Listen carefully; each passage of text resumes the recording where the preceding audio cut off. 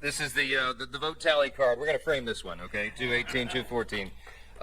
Listen, I'm not going to give you a long speech. A lot has been said today, and these people are exhausted. A couple of us quite literally haven't slept in 2 days, so I'm a danger to myself and others right now. I'm not going to speak off the cuff. I'll just say this. I mean, many of you have asked me this question in the hall over the last couple of days. But when it looked like that we might actually deliver this thing, particularly this morning, how did you know? I mean, what kept you going? Why did you think this was possible? You guys made an audacious plan. You brought the most comprehensive, complicated piece of legislation, probably, arguably in the top 2 or 3 in the history of the Congress, with the smallest margin in U.S. history, which we had for a big chunk of the first 100 days. And you put this audacious timeline. You said you were going to pass it out of the House by Memorial Day. I mean, some of you openly laughed at me when I said that back in early February. And then we said we would get it done by July 4th. We beat Memorial Day by 4 days, and we got this one done a day early. I just want to point out, okay?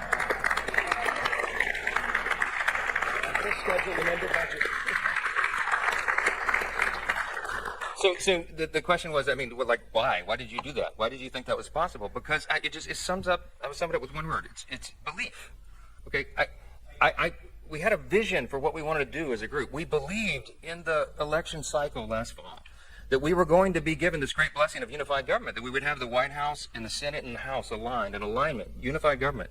And we did not want to waste that opportunity because we understand the history that comes along with it, the opportunity that we can do for the country, and we believe that we would have that chance.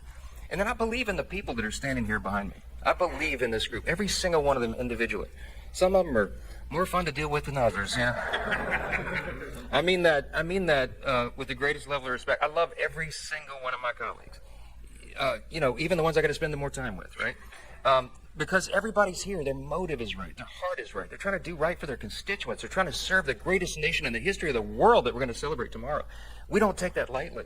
I know their hearts, and I know what their skill sets are, and I know what they bring to the table, and I get up every day excited because I know that each of them are going to bring that to the table, and they're going to serve their constituents. You could not have a greater group of public servants than the people standing in this room right here.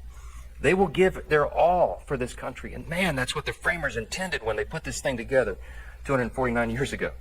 This is what it was about. So I believed in this vision. I believed in the group. I believe in America. I believe we have a great nation.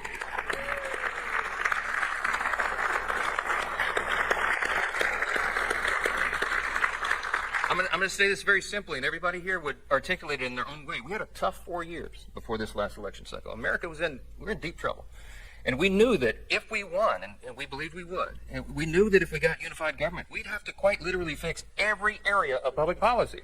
Everything was an absolute disaster under the Biden-Harris radical, woke, progressive Democrat regime.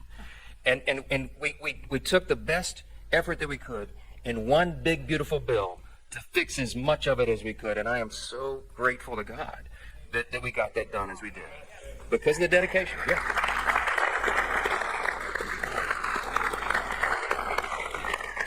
Lastly, it's no secret, I do believe in God.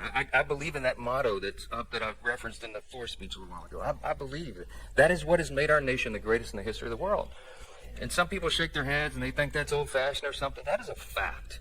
When the framers put this together, they stepped out in faith. They did something that no nation had ever done before. The great statesman, philosopher G.K. Chesterton of Great Britain said, America is the only nation in the world that was founded upon a creed. And he said it's listed with almost theological lucidity or clarity in the nation's birth certificate, the Declaration of Independence. We hold these truths to be self-evident. We recognize, we boldly proclaim the self-evident truth that our rights do not come from the government, they come from God himself. He's the one that gave us our rights.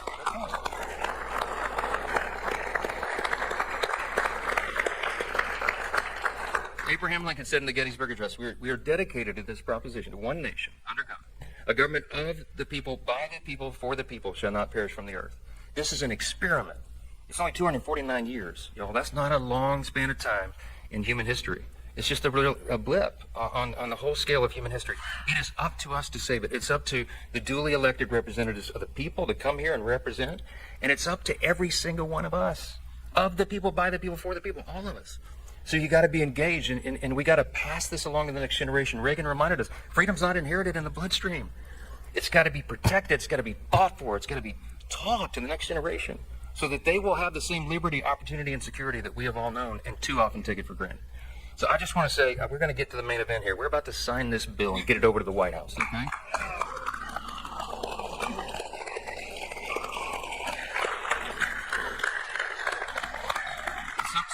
Some of these men and women have got to go catch flights and stuff. So we're going to sign this real quick, and I'll take a few questions. But I just want to say this: do not take for granted what we have been given. This grand experiment in self-governance, we can preserve it, but we got to do it all together. God bless you. Thanks for being.